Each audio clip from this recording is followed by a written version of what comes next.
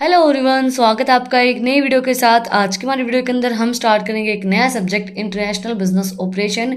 MCom second year first sem के अंदर ये सब्जेक्ट आता है। और अगर आपको और भी किसी भी सब्जेक्ट के नोट्स चाहिए बीकॉम एमकॉम के, तो आप लोग मुझे उस सब्जेक्ट का कमेंट में नाम बता सकते हो, मैं आपको ज़रूर प्रोवाइड करवाऊंगी। तो आज की वीडियो के अंदर हम स्टार्ट करेंगे unit first, introduction to international business, scope and importance of international business, globalisation and its drivers, modes of entry into the international business, recent global trends in the international trade and structure of international business environment। ये हमारे topics हैं जिनको हम अपने videos के अंदर cover करेंगे। आज की हमारे वीडियो के अंदर हम इंट्रोडक्शन करेंगे कि क्या होता है इंटरनेशनल बिजनेस। इंटरनेशनल बिजनेस आपको नाम से पता चल रहा है। इंटरनेशनल का मतलब क्या होता है कि देश से बाहर, इंटरनेशनल दूसरी कंट्रीज के साथ। बिजनेस का मतलब क्या होता है? व्यापार, मतलब गुड्स एंड सर्विसेज का लेन देन। तो इंटरनेशनल बिजनेस का मतलब क्या होगा? एक कंट्री से दूसरी कंट्री तक अपने गुड्स को भेजना और मंगवाना, उसको हम इंटरनेशनल बिजनेस बोलते हैं। International business refers to the exchange of goods and services across national boundaries. International business का मतलब यही होता है, गुड्स एंड सर्विसेज को एक्सचेंज करना अपनी नेशनल बाउंड्रीज के बाहर। And it also includes the production and distribution of resources for profit and transaction that spans broadly. International business can also be driven on the non-financial goals such as corporate social responsibility that have an impact on the nation future. International business जो है वो non financial goals को भी हमें achieve करने में help करता है। इंटरनेशनल बिजनेस के थ्रू हम डिस्ट्रीब्यूट कर सकते हैं रिसोर्सेज को, अपनी प्रॉफिट कमा सकते हैं, ट्रांजेक्शन्स कर सकते हैं। देखो, इंटरनेशनल बिजनेस मतलब बाहर की कंट्रीज से चीज़ें मंगवाना, चीज़ें भेजना, उसको हम इंटरनेशनल बिजनेस बोलते हैं। और भी हम इसको अच्छे से करते हैं। अब देखो, ये हमारा ग्लोब है। अब इंटरनेशनल बिजनेस होता क्या है? इंटरनेशनल बिजनेस का मतलब होगा, जैसे एक कंट्री है हमारी, ये हमारे पास कंट्री है। अब हमारी इंडिया लगा लेते हैं हम, इंडिया है। इंडिया के अंदर से जो चीज़ें इंडिया के अंदर बनती हैं, जैसे चाय, कॉफ़ी, जो इंडिया के अंदर बनती हैं, अब उन चीज़ों को हम बाहर भेजेंगे और बाहर जो चीज़ें बनती हैं उनको हम हमारी कंट्री के अंदर लेके आएंगे। तो वो क्या होता है, उससे क्या होगा, हम अपनी गुड्स एंड सर्विसेज उनको दे रहे हैं, वो अपनी गुड्स एंड सर्विसेज हमें दे रहे हैं, और वो जो गुड्स एंड सर्विसेज हम उनको दे रहे हैं और ले रहे हैं, उसको हम क्या बोलते हैं? International business. हमारी नेशनल बाउंड्रीज के बाहर जो हम बिजनेस करते हैं उसको हम इंटरनेशनल बिजनेस बोलते हैं। Advantages of international business. International business के अंदर क्या क्या एडवांटेजेस हमें मिलेंगी?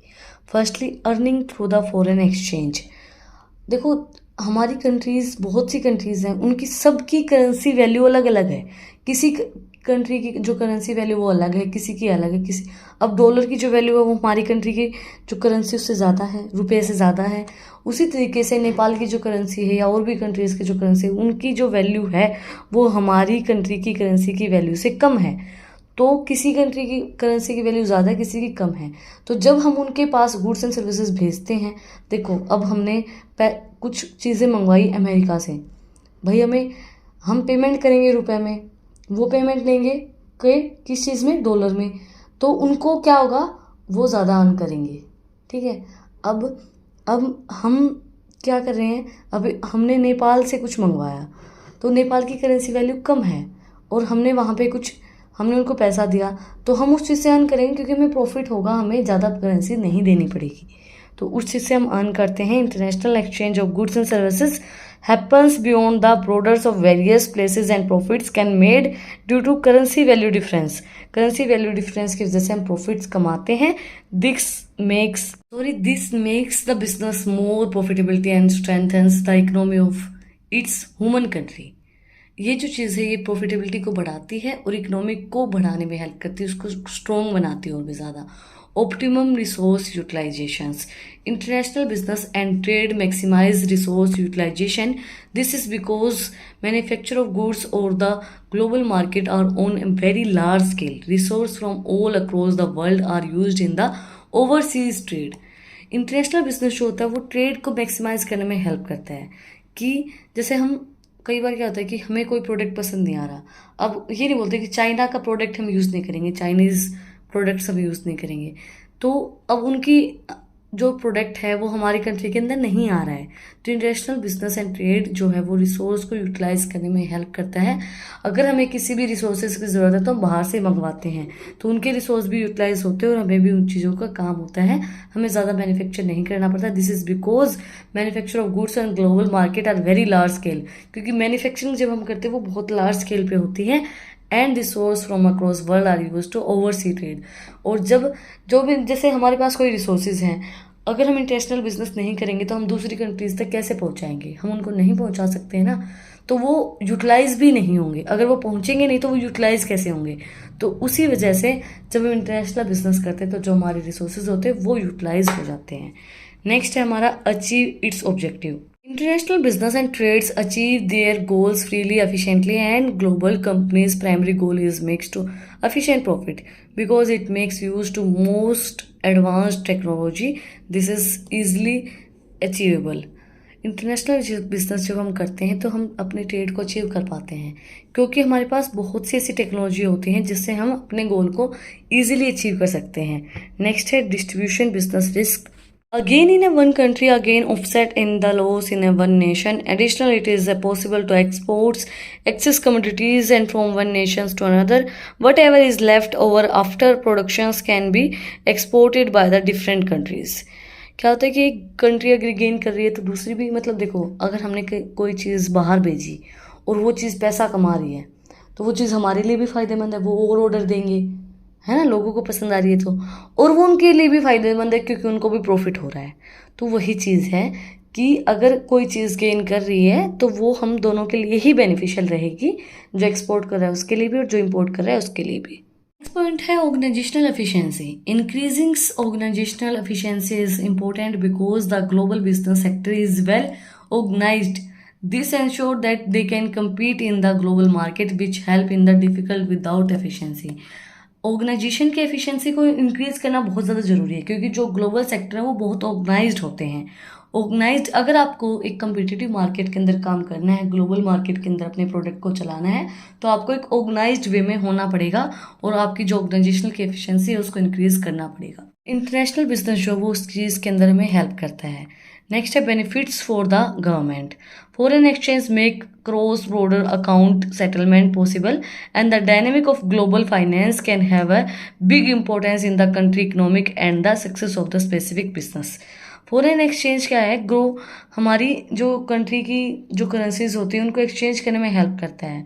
वो एक कंट्री की जो करेंसी वो दूसरी कंट्री की अकाउंट्स के अंदर जाएगी, एंड ये डायनेमिक होती है हमारी ग्लोबल फाइनेंसिंग, और ये बहुत ज़्यादा इंपॉर्टेंट होता है एक कंट्री की इकोनॉमिक को स्ट्रॉन्ग करने के लिए। नेक्स्ट है diversification business operations. Expanding and diversification business operations with international business और easier because of the high revenue and government consequences. Diversification और एक्सपेंड करना चीज़ों को, देखो आप ग्लोबल में करोगे तो चीज़ें बढ़ेंगी, प्रॉफिट बढ़ेगा, आपके एक्सपोर्ट इंपोर्ट ज़्यादा होंगे, तो वो चीज़ हाई करती है आपके रेवेन्यू को, और गवर्नमेंट भी उस चीज़ से खुश रहेगी क्योंकि जो उनकी इकोनॉमी है वो भी सुटेबल रहेगी।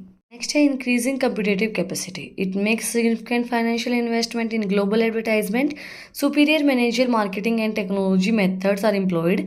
The competition is increased by all these and will possess and capacity to the withstands it. Increase करता है जो हमारी कम्पिटिटिव कैपेसिटी होती है वो इंटरनेशनल बिजनेस, क्योंकि एक तो हम अपनी कंट्री के अंदर अपने प्रोडक्ट्स को सेल करें तो बहुत कम अपने पास, जैसे कंपटीशन के अंदर मार्केट के अंदर बहुत कम मिलेंगी, कोई भी ब्रांड्स वगैरह लगा लो। लेकिन अगर हम इंटरनेशनल बिजनेस कर रहे हैं तो हमारे कंपटीशन के अंदर बहुत ज़्यादा प्रोडक्ट्स होंगे, और भी ज़्यादा जो इंटरनेशनल बिजनेस के अंदर वो और भी ज़्यादा होंगे, तो ये हमारी इंक्रीज करता है कंपटीटिव कैपेसिटी को। Economics of scale. Due to their expensive outcome, these business can benefit from economic of scale. Large quantity of products are produced by the international enterprises and sold in various countries. बहुत ज़्यादा quantity जो हम produce करते हैं कोई भी product की वो बहुत सी कंट्रीज़ के अंदर सोल्ड किया जाता है, तो ये बेनिफिट होता है economy of scale in countries को। लास्ट बट नॉट लीस्ट हमारा cost advantage. By manufacturing products in one nation and exporting them in another, and international companies has a cost advantages over its rivals. जब हम कोई भी product manufacture करते हैं और उसको हम एक्सपोर्ट करते हैं तो उस टाइम पे क्या होता है कि हमारी कंट्री की करेंसी वैल्यू ज़्यादा है, उनकी कम है, तो उनको हमें ज़्यादा पे करना पड़ेगा वो चीज़। तो वो हमारी कॉस्ट को बढ़ाता है, प्रोडक्ट की कॉस्ट को इंक्रीज करने में हेल्प करता है। इसी के साथ इंट्रोडक्शन ऑफ इंटरनेशनल बिजनेस हमारा आज का जो टॉपिक है वो कंप्लीट हो गया है। अगर आपको आज की वीडियो पसंद आई तो आप लोग को बताइए क्या करना है, कमेंट सेक्शन में मुझे बताना है कि आपको वीडियो कैसी लगी। कोई भी डाउट है तो वो भी आप लोग कमेंट सेक्शन में मुझसे पूछ सकते हैं। और अगर आपको इन टॉपिक्स की पीडीएफ चाहिए तो टेलीग्राम चैनल का लिंक भी डिस्क्रिप्शन में है, आप उसको भी जाके सब्सक्राइब कर सकते हैं। फिर मिलते हैं एक नई वीडियो के साथ, एक नए टॉपिक के साथ। Like share and subscribe my channel. Thank you for watching my video.